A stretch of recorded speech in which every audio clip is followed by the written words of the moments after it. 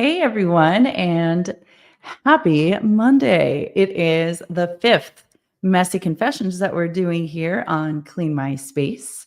And I would love to know in the comments, tell me where you are watching from.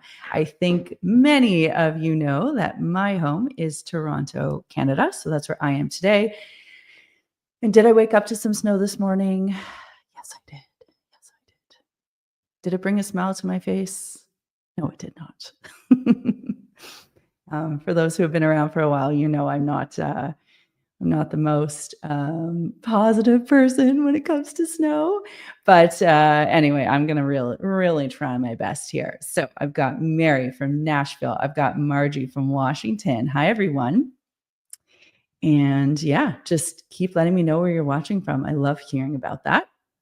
So on this live stream, what I am here to do, Nazreen's from London. We've got Armandina from Texas, Lisa from Arizona, Rebecca from Michigan. We've got Rachel from Houston, Sandra from Texas. So many people. Thank you. Thank you. Lovely to see you all. So what I do on this live stream is I really open it up to you. This is your time to direct any of your persnickety cleaning questions, things that have been on your mind, things that you've been struggling with to me, and just let me help you in real time. We've got Lynette from England. Hello, Lynette. We've got Susanna from Miami. Oh my God, you do not have snow like I do, Susanna. Lucky you. We've got Rose from New Mexico. Great to have all of you here today. And if you want to ask a question, hi, Lorraine from New York. If you want to ask a question, feel free to type it in the comments because I'm seeing everything here. The way I really love people to ask questions, though, is to use this link in the comments. You'll see me posting. It says chat live with Melissa. Click this link and it'll put you in a queue where we'll then bring you in and you and I will share a screen and we can talk IRL, in real life, in real time, and work through your cleaning question. Remember, this is a safe space. There is no judgment. No cleaning question is silly. This is stuff I didn't know when I started, and I've had to do so much research and experimentation. So I just want to share what I know with you and help you. Let's see. We've got Nikki from Kansas City. And of course, she has to shout out. It's the home of the Chiefs. All right, let's talk about our favorite sports team. Nikki, I'll have you know I know absolutely nothing about sports, but I do know the Kansas City Chiefs are a football team because I have cousins who live there and they are really obsessed. Diane from Texas. We've got Elena from Colombia and Wendy from London. So many lovely visits from all over the world here today. So thank you. The first question I'm going to answer is from Rebecca. It's right here on screen and it says advice on cleaning a garbage disposal. Yeah. So garbage disposals can be challenging because what ends up happening is food particles are broken down and ideally swept away into the pipes. However, remnants can get left behind, especially if there's, like a greasy or fatty film, and that can lead to odors. So, the best thing you can do, there's this whole thing about borax and lemon and putting that down the drain and just running it through. And yes, that can work. You can also get a cleaning brush specifically for your garbage disposal. And if you type, I didn't know these existed. I had to do an article on this a long time ago, which is why I now know about it. So go online and look up garbage disposal cleaning brush. It's kind of like a wide mascara brush. Okay. I think some of them might come with a drill attachment. So if you have a drill, you just sort of hook it on and then you can power through. Otherwise, you can just use a manual brush. And what this does is it helps to clean out the disposal itself in the chute, because just like anything else, it just builds up grime. And this brush will specifically get under and around the areas that are really stuck. That is going to be your best bet. And then, yes, refreshing it with a lemon is great. You can also there are garbage disposal cleaning tablets. You can look at those as well. Okay, so I hope that helps. Oh my gosh, hello, yay. Hello. Hi, how can I help you today? Is it Elena or Elena? Elena.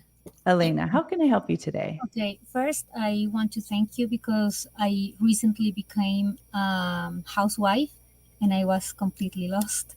So I have been learning. Also, I recently discovered you. I didn't know there was a very big cleaning how can I say, community. Yeah. So thank you very much. Oh my Okay. God. You're so welcome. And you're the reason I do what I do. Because I know that my work helps. And if I were in your shoes, having no teaching experience before I got into all of this, I would have nowhere to look. So, like, I'm so glad I can help. So, what's your question today? I have several questions. I don't know if I can make them all. Let's hear them. Okay. My first question is, I was taught that when you use soap, you need to rinse. And in some all-purpose cleaner, you use soap and that's it. And then you clean. You don't rinse. You don't rinse. So, I mean, is that it doesn't matter or? Yeah, this is a good question. Some people are saying I have audio issues. I just want to make sure that it's okay. Okay. So, using soap in a DIY cleaning recipe, the reason why I say to only use a little bit of soap, like a pinky nail, is or like a half teaspoon, is because it's not going to leave a film or residue behind. You get in trouble when you use a lot of soap. And then, yes, if you're going to use a lot of soap, then you want to rinse. But if you're using a little bit of soap and mostly water, you're going to be fine without rinsing. Okay, thank you. The other thing is that I've heard that white vinegar, use it. You can use it to wipe or to eliminate soap, but in some cases, people may mix vinegar and soap in the same recipe. Doesn't it like neutralize each other or? Yeah, good question. So you can use vinegar to get rid of soap scum, but you would you would spray it on. You would have to use some physical or some manual action to get rid of it. So you would have to scrub as well. The soap and vinegar is really good at breaking down soap scum, which sounds really weird because it's soap. But soap scum also contains body oils, dirt, um, residue from the soap. So let's call it the cleaning essence of the soap is gone. And really what's left behind is all the stuff we don't want, which is why soap and vinegar work really well. So you wouldn't have to worry about the vinegar neutralizing or the soap neutralizing. Like you'd be okay to use that recipe to get rid of soap scum. Okay. One of the other thing is I don't live in the States. I live in Colombia. So there are a lot of products that people use there that I cannot find here. Mm-hmm. One of them is the refreshener for laundry. My kid is a teenager now, and the clothes always smells even after I wash them, Yeah. and I cannot find a refresher here. So I Right. wonder what could I use? Yeah. So the one that I talk about is Downy Rinse and Refresh. Is that the one you're referring to? Yes. Yeah. So if you can't use it, I mean, the next best thing is vinegar. It doesn't work nearly as well as Downy Rinse and Refresh. However, the other thing I would ask you in Colombia, and you'll have to pardon me because I don't know, but do you have warm weather, sunny weather most of the year? Yes. Okay. Have you ever considered hanging his clothes outside? No. I'm going to tell you why this could work really well for you, because UV, like the light from the sun, UV rays can zap odors. So if odors are specifically the issue, once you've washed and you can either hang dry his clothes outside or once you've dried the clothes, if you have a clothesline or some way that you can hang the clothes up outside and expose them to that UV light, they're going to get really fresh. It's pretty amazing. All right. And finally, I moved in lately, and the bathroom, the tiles of the bathroom, I have cleaned them and everything, but still in the part that is close to the floor, there's still a kind of grayish, substance. I don't know, and I have tried to take it. I'm sorry, my English is. Don't apologize. Everything you're saying is making sense.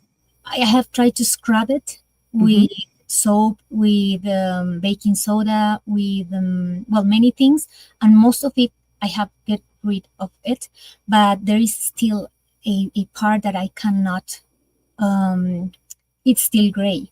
So I don't know if there is something I could Is do. it okay? Is it gray? Is it brown? Is it black? I just want to make sure.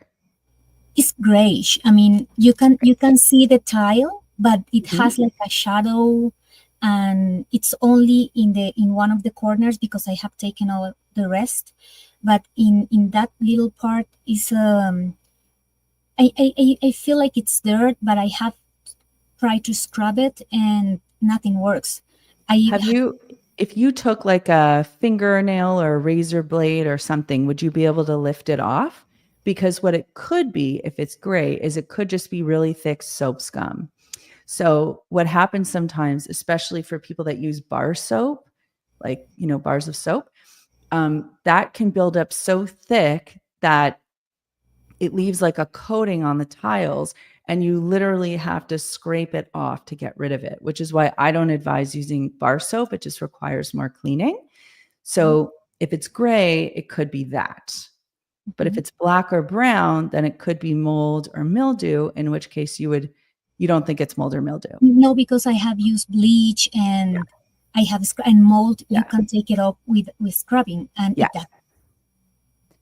I wonder, so if I were you, what I would try is I would get like a thin, sharp, flat surface. So like a butter knife or a razor blade, something, but so that your hands are safe.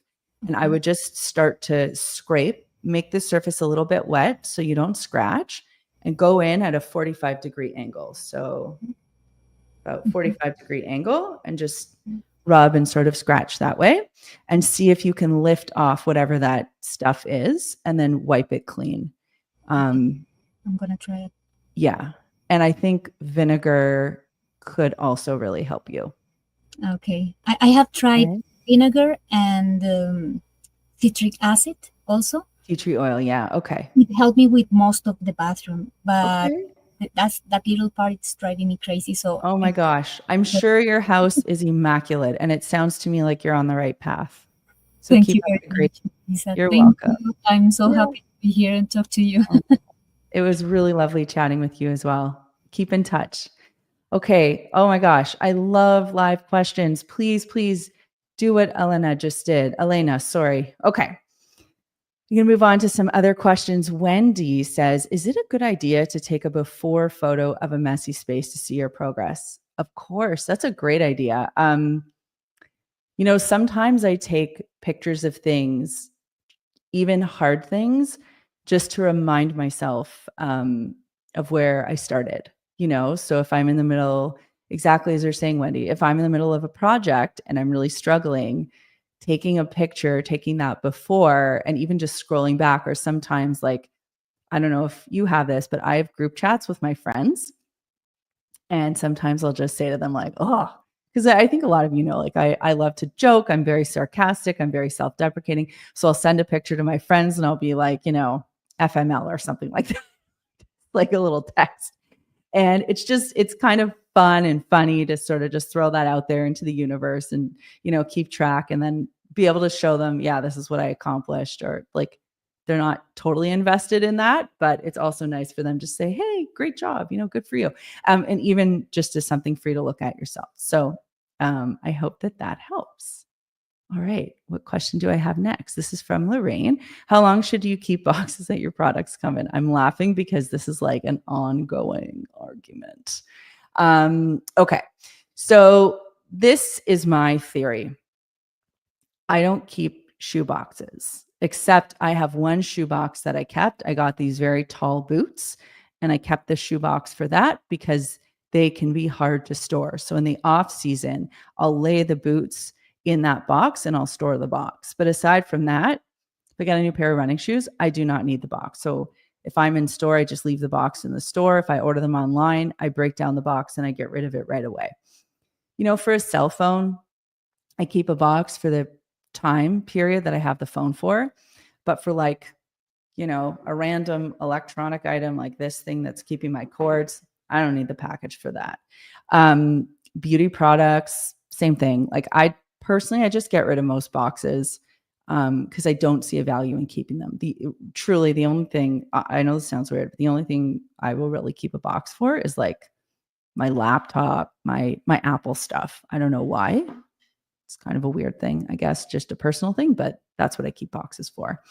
I think otherwise you're finding space in your home to keep boxes, which doesn't really make sense. And then one day you're going to have to declutter all that. So it doesn't seem like a, I've thought about this. I've spent time really pondering, and it just doesn't seem necessary for us to keep those boxes. So I hope that helps. All right, let's see what we have next.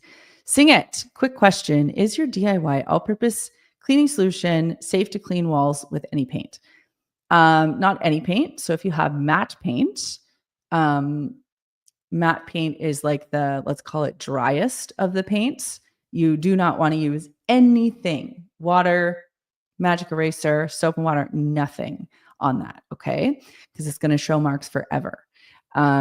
Anything above matte should be somewhat washable. The best thing to do is to check in a hidden area first. So you can just spray in like a small little corner behind a door, something like that, somewhere close to a baseboard, behind a little piece of furniture or something, just so that you can see how the paint reacts to it. But soap and water is a very neutral, gentle way to clean your walls. So I hope that helps you. All right, up next, we've got Patricia. How can you clean wooden blinds without taking them down? I have shoulder issues. Okay. Yeah, so I have never felt compelled to take blinds down in my life, Patricia. So I know people do it. It's too much work. And for me, and wood specifically, you're not going to want to put that into a bathtub, which is what some people will do with plastic or metal blinds. Just a sec. This thing should be like a registered weapon. It's so big, honestly. It's like 3 feet tall. Okay. So what I would recommend in this case, and in case you didn't know, I dislocated my right shoulder in 2020. So I really can empathize with you here. You need an extendable duster. So I would say Swiffer duster. I don't love Swiffer dusters because they're disposable. So you can find a microfiber duster on an extendable pole. And you want one with like really long fibers, really long fingers. They kind of look like, if you think about those puppets on Sesame Street, the ones that used to go yip, yip, yip, yip, yip. I think hopefully you know which ones I'm talking about. Okay. They have really long hair. You sort of want a microfiber cleaning tool that looks like that, or like Grover. Like if you can think about like those shag puppets, like that's what you're looking for. Then you want one that can sort of bend like this. And the reason you want those long fibers is because they're going to be able to sweep into those crevices. And that's what you want. You're going to do this dry. You're going to turn the blinds. So you're going to use that tool, whatever you have, or a string, all the way down. You're going to work from top to bottom. Use your good arm. Then you're going to flip the blinds all the way around, and you're going to repeat the process so that you get both sides of the blinds.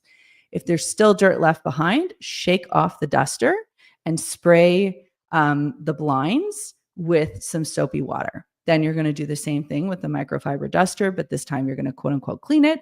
And then you're going to spin it around the blinds, like you're going to flip them so that if you were on the front before, now you're going to be on the back, and you're going to repeat the process working from top to bottom. All right. I hope that helps. Let's see what's up next. We've got Catherine. We have a mouse problem. We've tried everything, sticky traps, snap traps. We've had lots of mice come in, and we live in the country. We even had a mouse taunt us.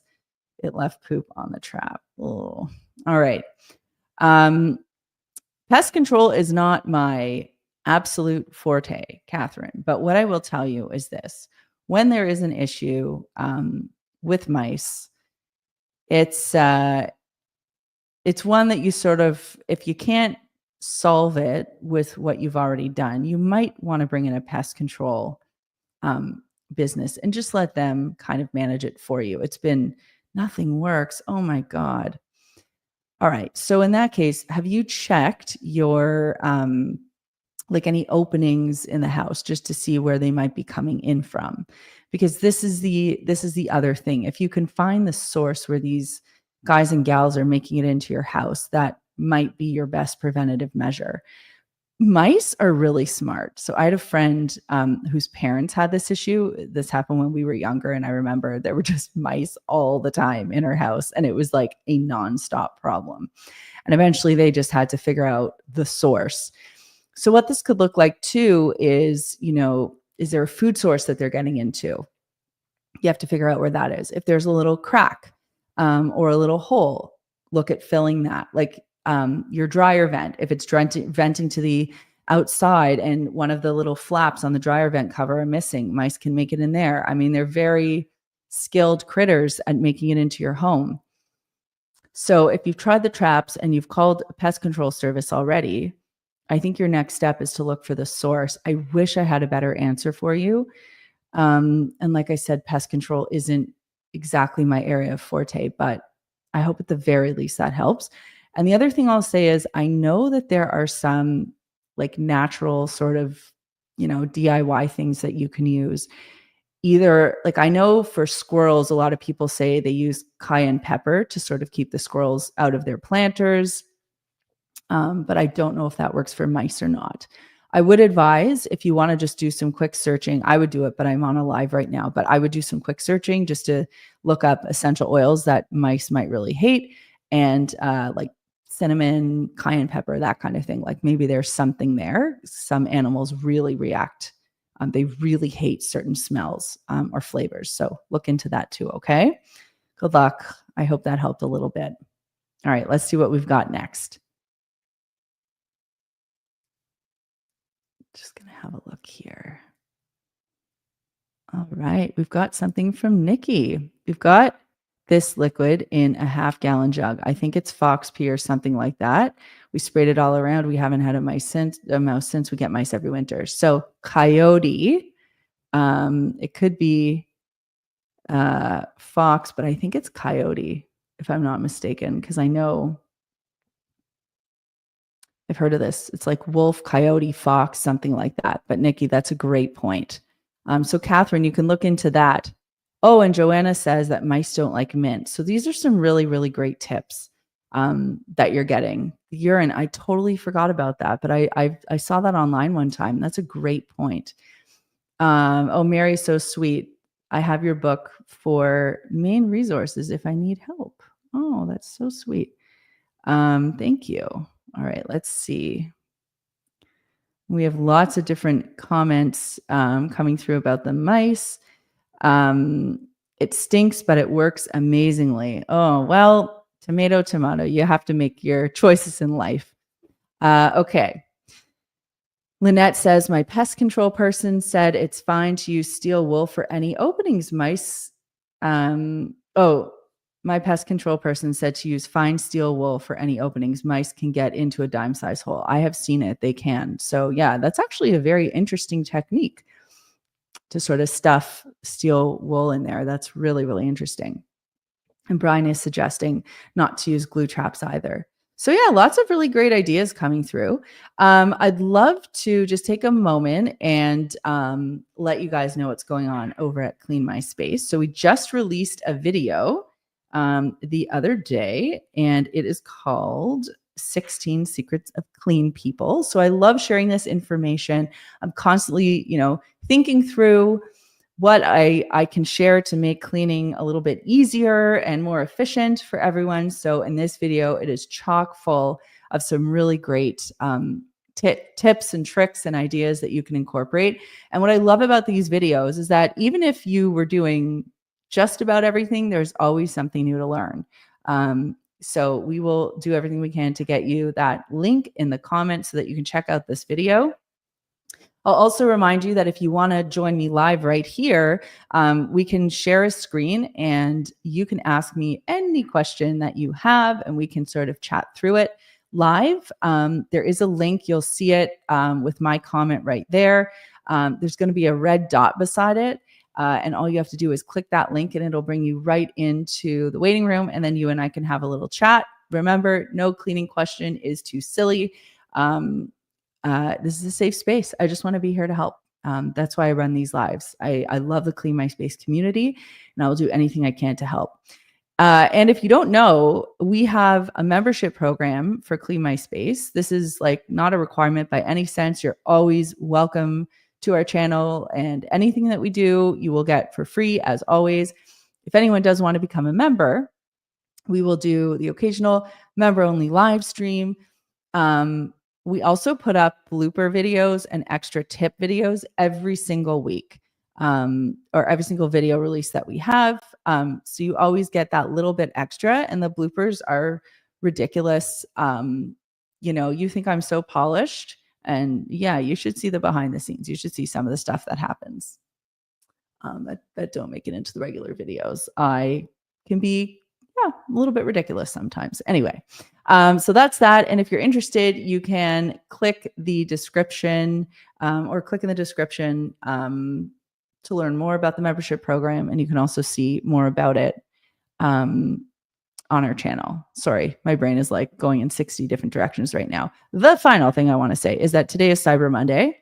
I don't want to get too much into shopping, but Makers Clean, which is our sister company, where we sell all of our wonderful microfiber cleaning tools and bath towels and luxury face cloths and all of that stuff. Today's the final day of our sale. The whole store is marked down by up to 50% off. You don't need a coupon code. This is the best sale we have of the year.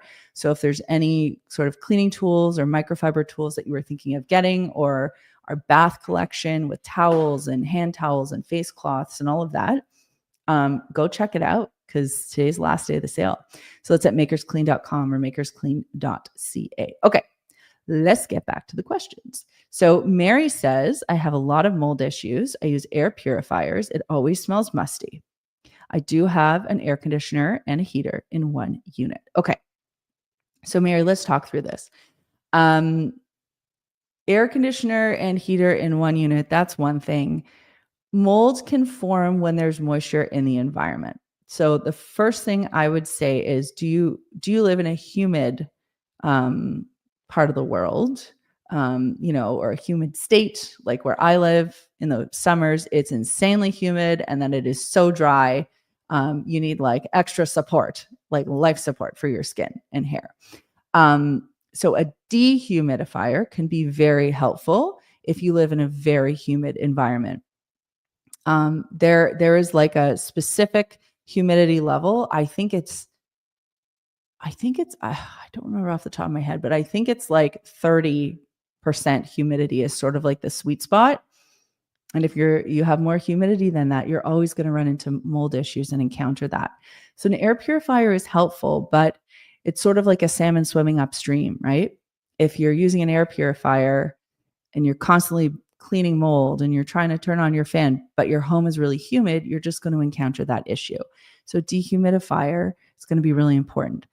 If there's a leak in your home or an area where moisture is coming through, like say you don't have a good seal on your window or door, you might want to look into sealing or recaulking or something like that, just so that you can sort of seal up the entry point for the mold, and then you're sort of dealing with the issue at the source instead of having to constantly work on the symptom.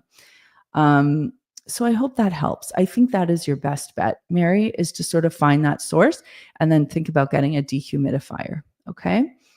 All right, Joanna. Oh my God. I just thought I was so worried about to do it. 10 or 15. I have no pets. Love your videos. You've been so helpful to me. Thanks. Oh, Joanna, I'm glad that you liked the video. Okay, that's awesome. Now, Cherry Blossom says, how do you clean stains on old linoleum floors?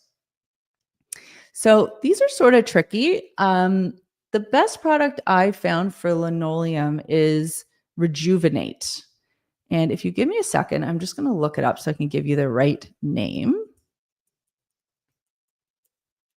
Yeah, there we are. Okay.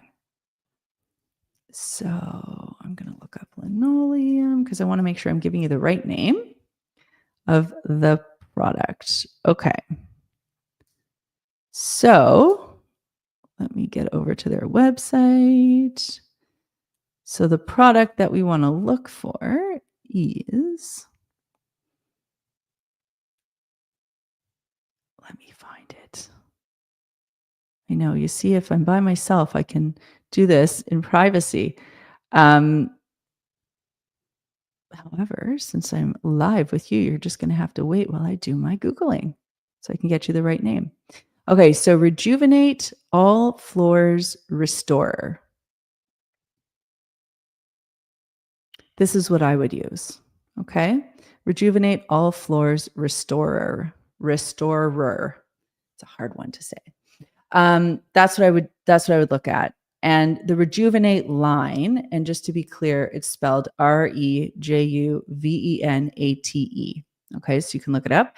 The Rejuvenate line is great for floor restoration. They have a great reputation and a very robust product line. So I would look at them to find something to remove stains. Linoleum is a little bit tricky, I find, and that's why I wouldn't even think about something DIY. I would go right to a product and then just follow package instructions, specifically how they note to clean the floors. Okay, so I hope that helps. All right. Mary lives in Tennessee, so she's going to look at sealing. Okay, that's great. You know what, Mary? Sounds good. Joanna says, I have a question. What are your thoughts on laundry detergent? I'm trying my best to shift to an all-natural laundry detergent. Do you have a favorite? Yeah. Oh, okay. This is a bit of a spicy topic, but we'll get into it. Okay.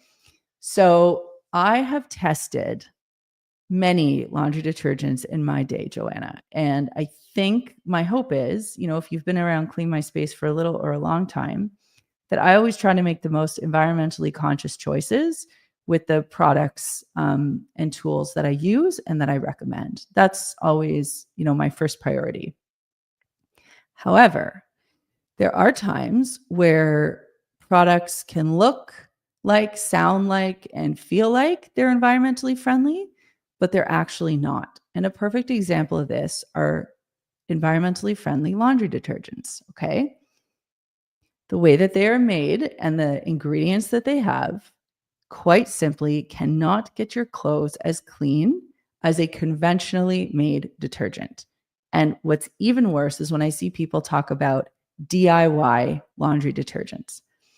Now, the detergent that I use is the one that I think works best based on a whole bunch of testing that I've done, that my friends in the laundry and cleaning space have done, and that is Tide.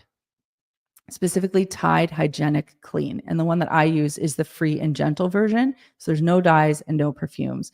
And it's also recognized by the allergy and eczema. I forget the body, but there's like an allergy and eczema association, and they recognize this product as safe. Now, Procter & Gamble, I know it's a company, they're the parent company of Tide. I know it's a company that a lot of people love to hate on. I've done a lot of research and a lot of work with them, and I've spent a lot of time reading about their environmental and their animal testing and all of this. And I've asked these questions tons of times because my audience asks me these questions and I have to know how to answer. So they don't test on any animals.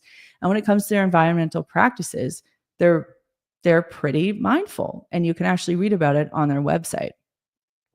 So while they have certain things like plastic tubs where their pods or their detergent are kept in, they're moving toward cardboard. They're trying to reduce that. At the end of the day, if you use a detergent like a laundry strip or, some powder that has 4 ingredients or whatever, it feels good to use that. But at the end of the day, it's not going to get your clothes clean, and your clothes are still going to smell. And then what do you have to do? You have to wash your clothes again. Or sometimes these detergents work really well, but only if you use warm water. Well, warm water is really resource intensive, and using cold water can reduce your energy use by up to 90% when you do that, when you use cold water compared to using hot water. Warm water, it's 70%. So that's a big difference right there. But can you imagine if you had to rewash that whole load of laundry again, how environmentally unfriendly that is, not to mention time and resource? So I know that's a long answer. I felt it was really important to go through because I want you to understand my thinking on this. And that's why I recommend Tide Hygienic Clean, Free and Gentle. That's the one that I like. Okay. So Joanna, I hope that helps. And that was a great question. Thanks for opening that door. Okay. Bial asks, Bial, did I say your name properly or is it Bijal? Please let me know. What about dryer balls? Are they worth it? And what dryer sheets do you recommend? All right. Let me take a drink to answer this one. With the registered weapon. There's hot water in there, by the way. Yeah, lots of it. Okay. So, dryer balls. Let's talk about dryer balls. Dryer balls are great because they do a few different things. Oh, great, Bijal, thank you. Okay. So, dryer balls are great because they bounce around in the dryer and they help to shake out moisture. And as they're bouncing around and they're doing this, your dryer is more efficient because something is actually punching out that moisture. So you have to use your dryer for a shorter period of time. So it's a great cost savings. Number two, using dryer balls helps to reduce static cling. So that's also very helpful. Now, what you have to know is that you want to use natural material for cotton. So wool dryer balls for cotton. And then you want to use plastic dryer balls for anything synthetic.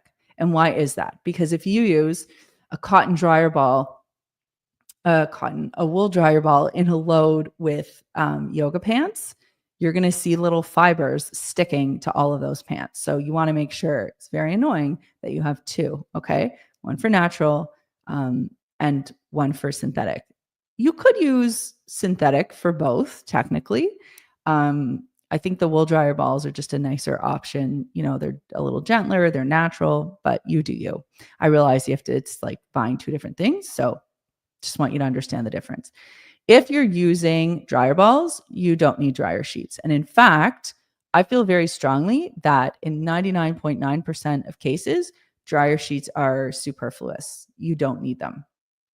Okay. If you want your clothes to smell nice, you can use a scented detergent, you can use scent beads, but dryer sheets release a coating in the dryer that can stick to synthetics and make them unable to wick moisture. They will hang on to odors. The fibers of synthetics get clogged. That's also why I don't like fabric softener for synthetics, and I don't use it at all. So just keep that in mind. The only time I would really recommend using a dryer sheet is this. If you have pets, cats or dogs, and they shed a lot, and you're like, how the heck do I get rid of all this hair?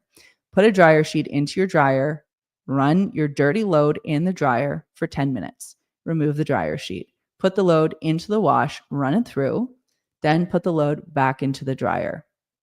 You can use a dryer sheet if you want. And what that dryer sheet sandwich technique will do is really remove hair both before and after. Otherwise, I don't use dryer sheets. Okay. So I hope that answers your question. Okay. Tamira wants to know if Tide Free and Clear is as good. So Tide Free and Clear, I just want to be clear, which sounds funny. Their unscented dye-free product is called Free and Gentle. And I always remember that because it's like in alphabetical order, FG, Free and Gentle. Free and Gentle works just the same as any other product, but it's for people who just don't want a scent. The type of Tide that I'm suggesting, because Tide has like 1,000 different products under its brand, is Hygienic Clean. So Tide Hygienic Clean. And then the one I use is the Free and Gentle version. So not all Tide is created equal. They have sort of lower level Tide, and then they have like their best premium Tide. Tide Hygienic Clean is their best premium Tide, and that stuff just blows everything else out of the water. Okay. Celeste. Oh, okay. We're going to Mariam. I have two questions and then we'll get to Celeste. Okay. One is, how can you get your products in the UK? And second is, can you educate us on the pros and cons of floor wipes? I love your content and I learned a lot from you. Okay, Mariam. Getting our products in the UK. Yes. So it can be a little bit tricky because what we found with people who wanted to order our products in Europe is that they ended up having to pay a lot of duties on them. And then they would get upset with us. But because we don't have a distributor headquartered in Europe, and then of course one in the UK because everything is separate, it would be really expensive to have to pay those duties. And we don't want to have people who are upset about having to pay duties like that. So someone on my team can probably give you a more robust answer in the comments. But off the top of my head, I believe that is the issue. Okay. And then to educate you on the pros and cons of floor wipes, I want to make sure that I'm giving you the right answer. When you say floor wipes, do you mean like disposable, like a Swiffer pad? If you can let me know in the comments, I will come back to your question and I will answer you. Just be more specific about what you mean, okay? And then I'm going to get right back to you because I want to make sure I'm giving you the right answer. Okay, here's a question from Celeste. It says, "Hi, I need to buy a new mattress for back and shoulder pain. Wondering if you still like the Obasan mattress from Dream Home Reno. Any issues after years of use?" Okay, so for those of you who don't know, Dream Home Reno is a series that we did on this house. When we first moved in, we pretty much gutted the main floor and renovated up there. This is a bungalow, so I'm currently in the walkout basement level of the house. And we did a whole series on that. It's on our YouTube channel, and it's actually a really fun series to watch the house transform. What we did during this time is we got a mattress made by a Canadian company called Obasan. Now, the reason I chose Obasan is because it is an organic mattress and it doesn't off gas. And at the time, I was a new mom. I was very concerned about all of that stuff. I still am, but that is why I did my research. And rather than getting like an inexpensive mattress, I went with sort of the top of the line model. And we got this brand called Obasan. It's Canadian made and it's made by hand. It's pretty cool. So the reason this mattress, so Celeste, yeah, I really like it. And I'll tell you what's really cool about it is you can customize each side of the bed. So if one person, is 100 pounds heavier than the other person, you would need a different type of bed, like a different type of mattress than the lighter person. So they customize each side of the bed based on your body, and then they customize top, middle, and bottom. So what your what your head, neck, and shoulders need, what your middle back needs, and what your lower body needs. And it's also dependent on how you sleep. So they actually work with you to customize how you should have your mattress. The one thing I would recommend if you get one is to get a topper. I haven't gotten that, but it is on my to-do list, like a mattress topper, and also to rotate your mattress regularly. And it's not like a regular mattress where you flip it around and you do like a half turn if it's king size, or a half turn if it's any other size but a king size, and a quarter turn if it's a king size. You have to open the mattress, remove the pads, and flip them. So it's a little bit more work that way, but I do think it's worth the investment. And I feel great in that bed. I really love it. And I love the brand. So long answer, but I hope that helps. Joanna asks, instead of dryer balls, can I use a clean, dry towel? Only because you mentioned it catching some of the moisture.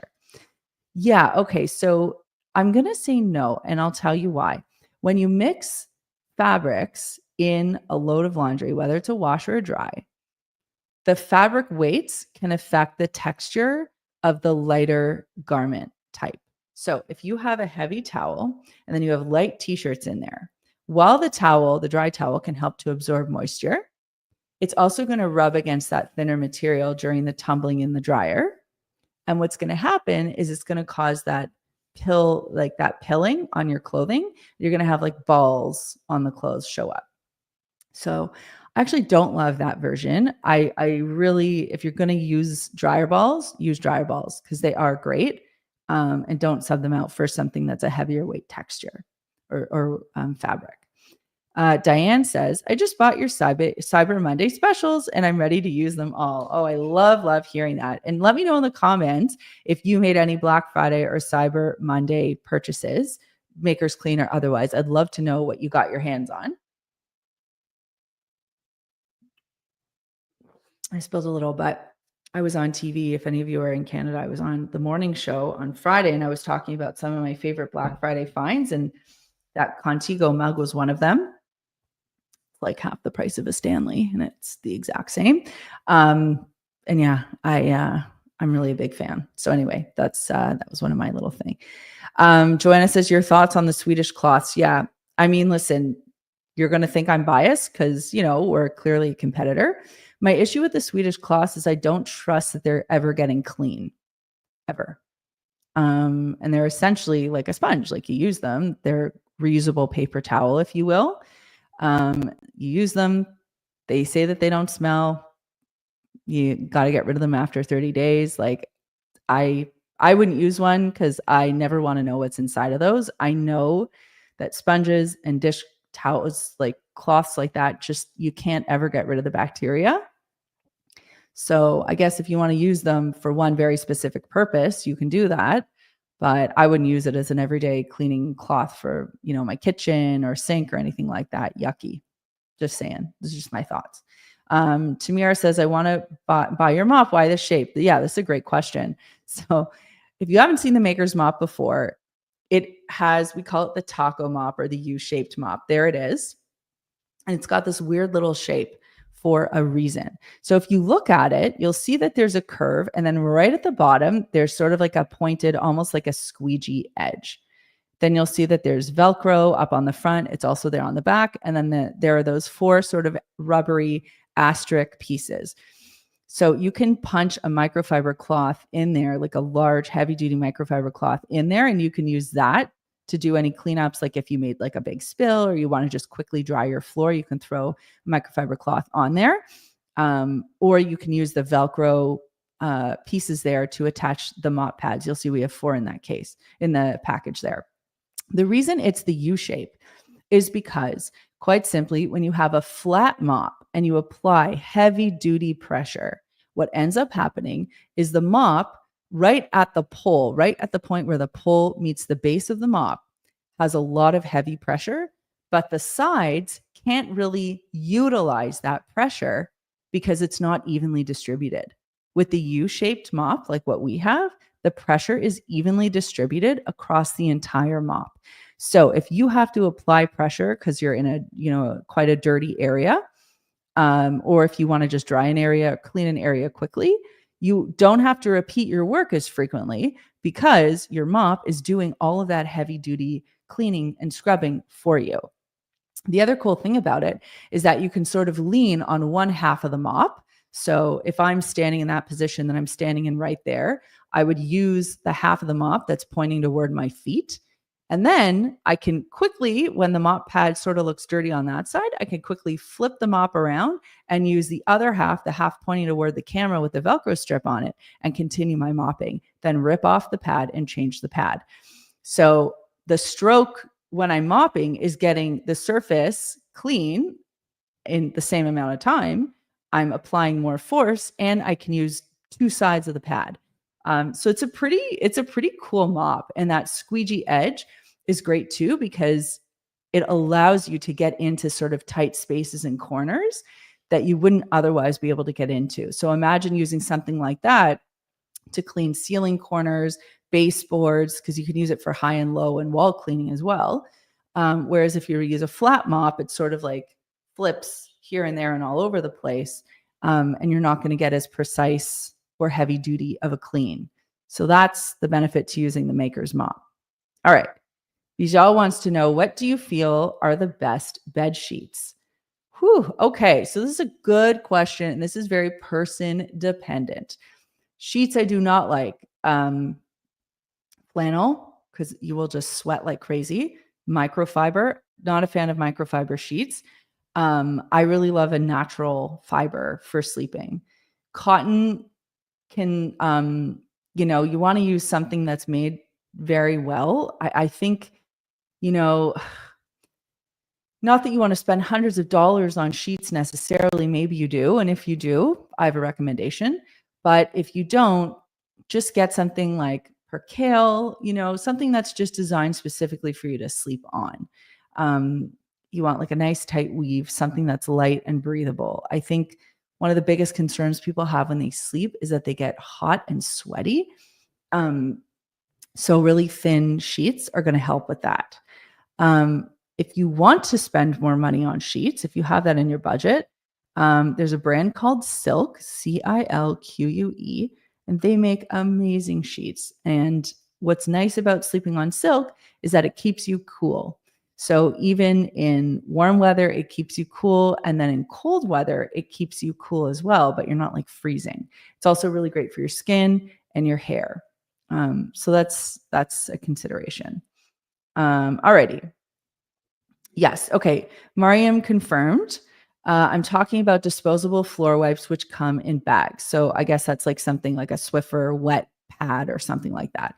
So I don't love these. I generally don't love disposable products, Mariam. And I feel like, I just spent some time explaining to Mira about our Maker's Mop. And the reason I like a mop with a reusable pad is because you're going to get a better quality clean with that. Like a disposable mop pad, first of all, it can be heavily saturated with product, so it can leave streaks behind. And you'll then have to go, earlier we had a question from Elena who wanted to know, like, if there's soap and water on a surface, do you have to rinse? Generally, no. But in a situation like this, they might say it's no rinse, that the floor pads are no rinse, but you might notice that there's a film left behind on your floor because it has to be a one size fits all solution out of the package. And what you need might be different from what your next door neighbor needs. And they can't account for all of that, but you can when you're making your own solution and using a reusable pad. I also find that they're a little flimsy. So, I just don't love it at all. I don't love having to throw pads out and stuff like that. So yeah, it's not my preference, honestly. Debbie wants to know what type of dryer balls, wools, or the one with spikes for what type of fabric. So we did get a comment earlier. I want to see. Nikki says, I've never had fibers on synthetic clothing. So Nikki must use wool dryer balls. She must be talking about that. I've had that experience. Like sometimes the wool dryer balls can shed, which is why you only want to use them with other natural fibers. So, cotton, wool, if you put wool in the dryer, which I don't, but you would want to just use wool with cotton. So if you have towels or socks or tees or something like that, sure, you can use wool. But synthetic, the spiky balls, the plastic ones, are great for synthetic fibers and natural fibers. So you can think about that. All right. Kamar, I'm sorry. I don't know how to pronounce her name properly. Is it Ikamar? You can correct me in the comments. I always like to say people's names correctly. What bed sheets are 100% Egyptian cotton you can recommend? Thank you. Gosh, how much money do you want to spend here? If you want your mind blown, you can look up Fret, Frette. I think those are like the most beautiful and expensive linens in the world. And they are just so wonderful and feel amazing. I've only ever slept on them in a hotel, and it was a fabulous experience. Aside from that, Egyptian cotton, honestly, I don't have a brand that I love because I don't use Egyptian cotton sheets. But I'm just trying to think off the top of my head. Like I know people love Brooklinen. I know, trying to think who else makes. Brooklinen's supposed to have really good quality sheets. But to be honest, okay. Kamar, like iPhone, iPad, iMac. Thank you. Okay. Thanks for correcting me, Kamar. Thank you. Yeah, you know what? I can't give you a recommendation on that. I'm so sorry. I don't have a brand for Egyptian cotton that I can recommend. The other little secret tip that I will give you, people love Costco for sheets. They love Costco sheets. Love Costco. So if you're a Costco member or you have a friend that is, and you're in a part of the world that has a Costco, go check that out. Alrighty. Okay, my friends, I've had so much fun answering all your cleaning questions today. Just a quick reminder that we are having that Makers Clean Cyber Monday sale. Today's the last day, so you can go to makersclean.com and check that sale out. You can also learn more about the Clean My Space membership program. by checking out our channel or checking the link in the description. And what else do I want to tell you? Oh, yeah, go check out the newest video that we put out on 16 secrets of clean people. Or that's a paraphrase, but you can pick up what I'm putting down. I will be back here in January doing another live where you and I can hang out and I can answer your questions, your cleaning questions, so we can just chat. I want to hear about your holidays. I want to hear if you accomplished any cleaning or organizing during the holidays, what good food you ate, et cetera, et cetera. So yeah, until then, keep in touch with me on Instagram. You can always DM me or, comment on a post. I'd love to stay in touch. I hope you all have a safe and very happy and healthy holiday season. I hope that your hearts are full and that you get to experience joy no matter what holiday you celebrate and where in the world you are. I hope you're safe and happy and healthy and surrounded by people you love. Have a really wonderful holiday season, and I'll see you very, very soon.